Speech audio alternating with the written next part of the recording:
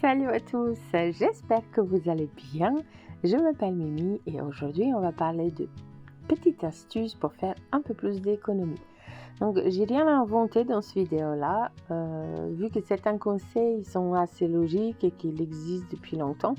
Mais je voulais partager avec vous nos petites astuces et aider peut-être les gens qui débutent et qui ne savent pas par où commencer. J'ai fait une petite liste et je vais vous faire une petite explication pour chaque catégorie.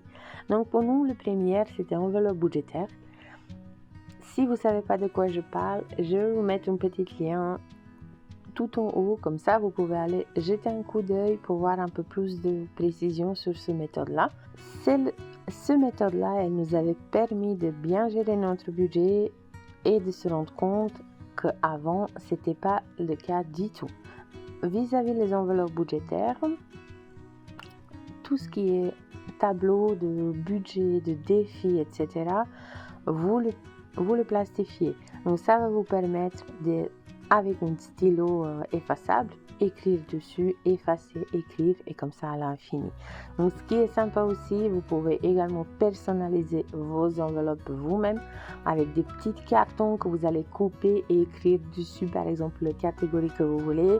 Vous pouvez trouver vraiment pas cher à Action. Voilà, c'est des petites astuces que moi j'utilise pour mes enveloppes. Alors, tout ce qui concerne l'alimentation et notre maison.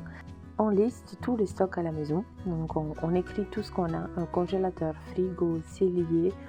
Et par rapport à ça, on fait notre menu pour la semaine.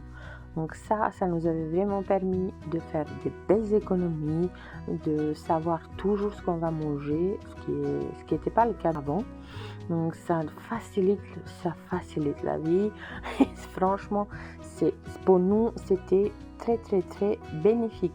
Vous pouvez choisir de cuisiner un jour pour toute la semaine, le batch cooking, ou faire chaque jour. En fait, le but, c'est vraiment que vous faites vos courses plus sereinement et que vous avez moins de gâchis.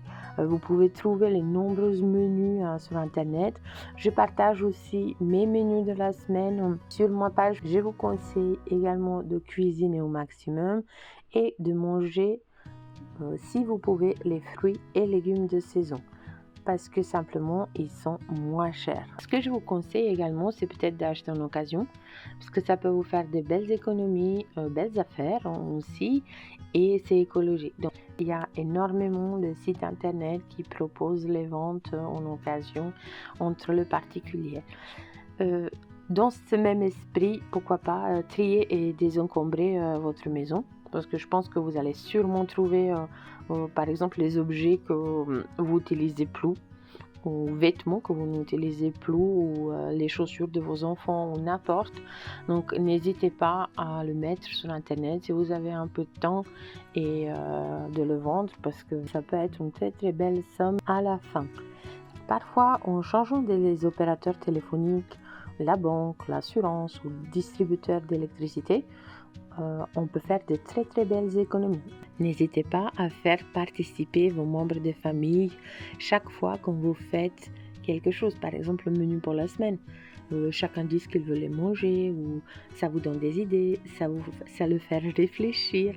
Donc comme ça, vous pouvez faire tous ensemble, c'est plus pratique et chacun est content en fait. Donc voilà, il y a moins de questions, et qu'est-ce qu'on va manger demain, et qu'est-ce qu'on va manger ce soir. Voilà, donc ça peut être sympa. Également, si vous décidez de préparer les plats en avance pour 2 ou 3 jours ou une semaine, n'importe, il peut vous aider également à couper les légumes, éplucher, etc. Et voilà, c'est à peu près toutes les astuces qu'on utilise et qui nous permettent de faire des petites économies en plus. Et je vous dis à très bientôt.